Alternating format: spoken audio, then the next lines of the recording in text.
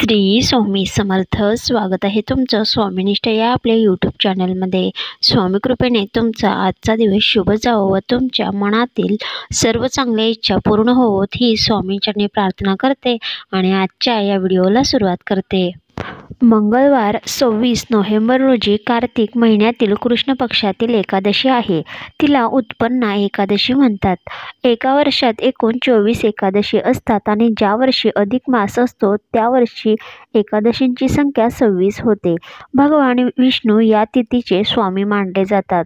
कार्तिक महिन्यातील कृष्ण पक्षाच्या 11व्या तिथीला एकादशी येते, म्हणूनच या तिथीला उत्पन्ना एकादशी म्हणतात.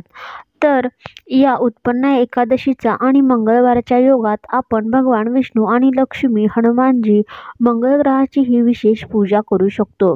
या दिवशी दक्षिणावर्ती शंखाने भगवान श्रीकृष्ण, विष्णू, बाळगोपाळ यांचा अभिषेक करावा. तर स्कंद पुराणातील वैष्णव विभागात एकादशी महात्म्य नावाचा एक अध्याय आहे, ज्यामध्ये वर्षातील सर्व एकादशींचा उल्लेख आहे. भगवान श्रीकृष्णाने पांडव युधिष्ठिरांना सर्व एकादशीबद्दल सांगितले होते. एकादशीचे व्रत करणाऱ्या भक्तांना भगवान विष्णूंच्या कृपेने सुख, समृद्धी आणि यशप्राप्ती होते. या दिवशी भगवान विष्णू मंत्र ओम नमो भगवते वासुदेवाय नमः या मंत्राचा जप करावा. भगवान विष्णूंसह देवी लक्ष्मीला अभिषेक करावा. जल आणि दुधाने अभिषेक करा. देवी देवतांना पिवळे चमकदार वस्त्र अर्पण करा. फुलांनी सजवावे. तुळशीच्या पानांसह मिठाई आणि हंगामी फळे अर्पण करा. पूजेच्या वेळी देवासमोर एकादशीचे व्रत पाळण्याची प्रतिज्ञा घ्या. जे व्रत करतात त्यांनी दिवसभर उपवास करून सकाळ संध्याकाळ भगवान विष्णूंची विशेष पूजा करावी. दुसऱ्या दिवशी म्हणजे द्वादशी तिथीला सकाळी पूजा करावी. पूजा झाल्यावर गरजूंना अन्नदान करावे आणि नंतर स्वतः भोजन करावे. तर ही झाली एकादशीचे व्रत कसे करावे, कुणी करावे आणि या दिवशी काय करावे. त्याचप्रमाणे या शुभ दिवशी म्हणजे मंगळवारच्या दिवशी एकादशी आल्याने या दिवशी तुम्ही विशेष देवी देवतांचीही पूजा करू शकता. तर या एकादशीला शिवाचीही पूजा करावी.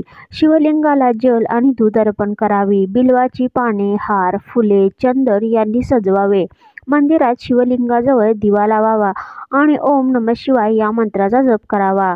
बालगोपाळासह अभिषेक करावा. तुळशीसह लोणी आणि साखर अर्पण करावा. अगरबत्ती पेटवून आरती करावी.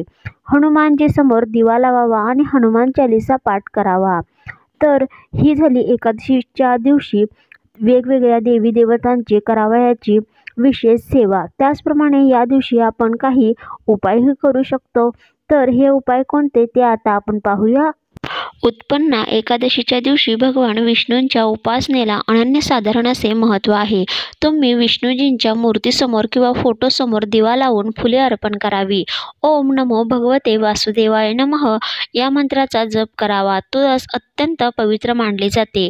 उत्पन्ना एकादशीच्या दिवशी तुळशीला जल अर्पण करून दिवा लावावा. या दिवशी तुळशीला फुले आणि गोडाचा नैवेद्य देखील अर्पण करू शकता. या दिवशी दिवसभर उपवास केल्याने मन शांत आणि शुद्ध होते.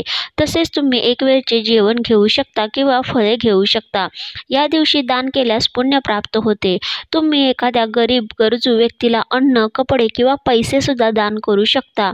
ओम नमो भगवते वासुदेवाय नमः या मंत्राचा जप केल्याने मन शांत होते आणि भगवान विष्णूंचा आशीर्वाद मिळतो. शाळीग्राम म्हणजे तुळस हे भगवान विष्णूंचे रूप मानले जाते. तुम्ही शाळीग्रामाला गंगेच्या पाण्याने स्नान करून पिवळे कपडे अर्पण करा. संध्याकाळी तुळशीजवळ दिवा लावून लक्ष्मीनारायणाची पूजा करावी. असे केल्याने घरात सुख समृद्धीचा वास राहतो असे मानले जाते.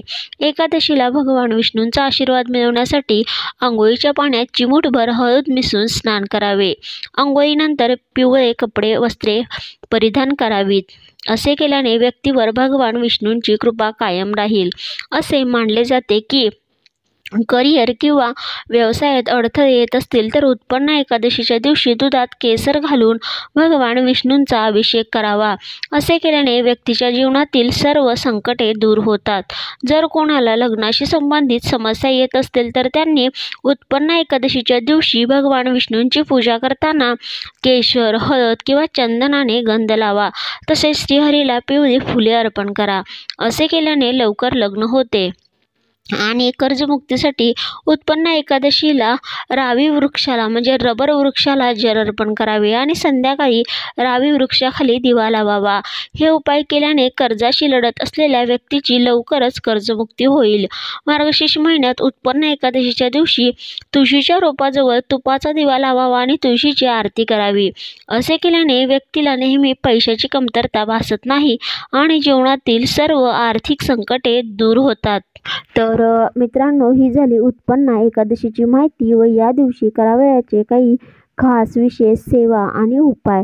तर आपल्या चॅनलवर मी अशाच प्रकारचे सण, वार, व्रत, वैकल्ये, उपाय, तोडगे यांची माहिती देत असते. तर अशाच प्रकारच्या नवनवीन व्हिडिओसाठी चॅनलला सबस्क्राईब करा. तसंच समोरचं जे बेल आयकॉन आहे त्याच्यावरही प्रेस करा, जेणेकरून मी जे नवनवीन व्हिडिओ टाकते त्या व्हिडिओचं नोटिफिकेशन तुम्हाला येत राहील व तुम्ही माझा कोणताच व्हिडिओ मिस नाही करणार. तर झालेली सेवा श्री स्वामी समर्थ महाराजांच्या चरणी रुजू. श्री स्वामी समर्थ.